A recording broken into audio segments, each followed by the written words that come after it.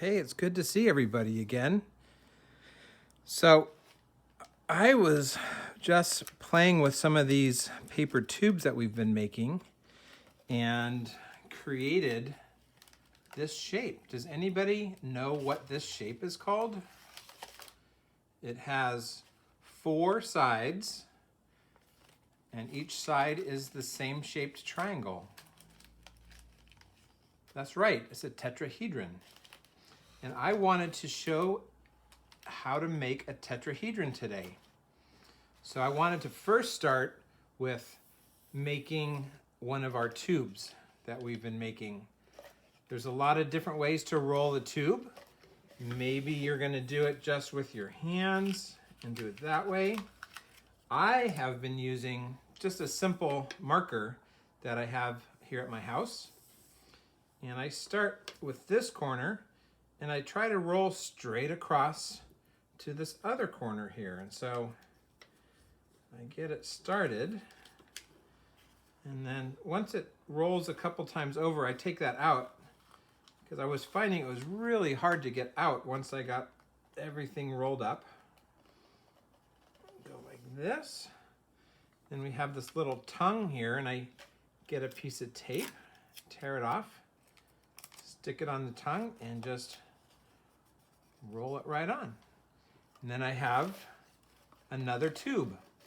These are fun to play with just by themselves. You can make all sorts of shapes. I've been finding I could, do my whole name. T-O-M,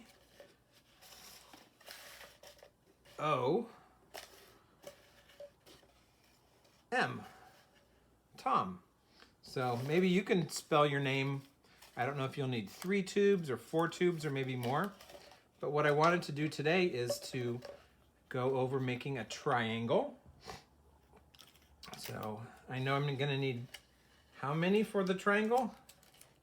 That's right, 3. And I have 2 of them connected now. I'll use a third one. I'll connect it right here. And once they're connected, look at that. I could even make a square if I wanted to. I could connect this in a lot of different ways, I suppose. But right now I'm going to connect these edges here, these corners. And now I have one more triangle. Now I've already made some other triangles, and these are fun to play with by themselves too. Perhaps you just want to make some different shapes. You could put them like this. Maybe you put another like this, maybe like this. I think there's so many different things you can do with these shapes when they're separate. And when you connect them, they make a fun thing too. So I know I don't want to start with a base just like this. And I'm going to attach one to this side, one to this side, and one to this side. And so I'm going to use my tape. I have found what works for me is putting 2 pieces of tape sort of right on these edges, just like this.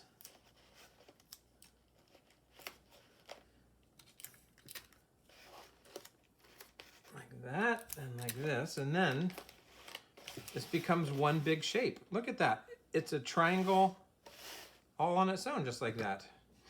But for the tetrahedron, what we do is we have this base and we fold up a side, and we fold up a side, and we fold up a side. And with one hand, I'm holding it, and with the other hand, I am going to connect the 3 different sides so that they all stay connected right up here. And I'm noticing it's a little wobbly or a little loose at some of these edges, so I'm going to put a second piece of tape on that side, and a second piece of tape on this side, and a second piece of tape right here on this side. And then all of a sudden, I have a very stable tetrahedron. And look at this. I have 2. These can be fun to play with just by themselves. Maybe you want to stack them like this. Maybe you stack them like this. Make it stand. You can put them together all sorts of different ways. But there you go. Now we have a tetrahedron. Maybe we could start connecting them somehow. I just found that the more tubes you have, the more different things that you can do with them. Maybe you can make 100 of these and see what happens, but so many different things to play with, different ways to explore. And for me, it's always been a lot of fun just to see what different shapes that my mind can imagine. Can't wait to see what you do with yours.